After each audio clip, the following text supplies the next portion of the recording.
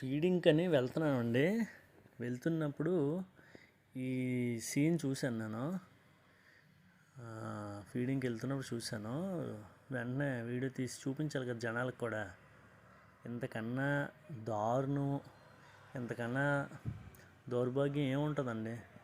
నేను మొన్న ఫీడ్ చేసేటప్పుడు, ఒక డాగ్ ఫీడ్ చేసేటప్పుడు ఒక అతను అంటున్నాడు, ఆటలకేటండి కాలువల్లో తింటాయి, ఆటలకేటండి బోల్డ్ హోటల్ వేస్టేజ్ గట్టా వచ్చేస్తుంది అని చెప్పి చాలా మాటలు అన్నాడు ఆ రోజు అతను.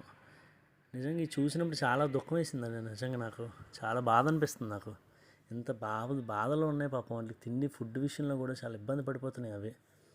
నిజంగా అవి బతికిన బతుకు కూడా చాలా ఇబ్బంది పడి బతుకుతున్నాయండి. అంటే ఈ బర్త్ కంట్రోల్ ఆపరేషన్స్ చేయించక ఈ ఫిమేల్ డాగ్స్ కొన్నిటికి పుట్టేసి ఈ భూమి మీద దౌర్భాగ్యం అనిపిస్తున్నాయి అంతే.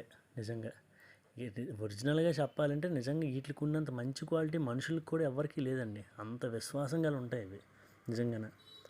నేను ఫుడ్ ఫీడ్ చేయడానికి వెళ్తున్నప్పుడు చూసి గొప్ప దుఃఖం అనిపించింది నాకైతే నిజంగా. ఈ వీడియో కూడా మన సబ్స్క్రైబర్స్ చూసిన వాళ్ళు చూసి కనీసం వాటి బాధ అర్థం చేసుకుంటారు, ఎంత ఆకలితో ఉంటున్నాయి వాటి పరిస్థితి ఏంటి అనేదే తీశాను. అంత తప్ప ఏంటి ఎవరు అసహించుకోకండి. ఎందుకంటే వాటి పరిస్థితి కూడా మనకు అర్థం అవ్వాలి కదా, అందుకని ఈ వీడియో తీస్తున్నాను. అంతే తప్ప ఏంటి బ్రదర్ ఎలాంటిది పెట్టేశారు మరి మాకు చూడడానికి ఇబ్బందిగా ఉందని అనుకోకండి. ఎందుకంటే వాటి బాధ కూడా మనకు అర్థం అవ్వాలి కదా కొంచెమైనా. మనం హ్యాపీగా తినేసి మనం పడుకోవడం కాదు, మన చుట్టుపక్కల ఉన్న మోగజీవాళ్ళు కూడా కొంతవరకు వాటికి కూడా కొంచెం మంచి లైఫ్ ఇవ్వాలి. మనకు తోచినంత మనం ఏదో చేసి అసలు కనీసం గుప్పిడి అన్నం ఏదో మనం పెట్టగలిగితే చాలు కదండి. ఇంకా అంతకన్నా మనం ఏం చేయగలం చెప్పండి వాటికి.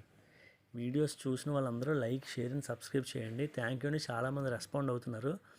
ఈ ఛానల్ మోగజే వాళ్ళదండి, దయచేసి సపోర్ట్ చేయండి. Thanks for your watching.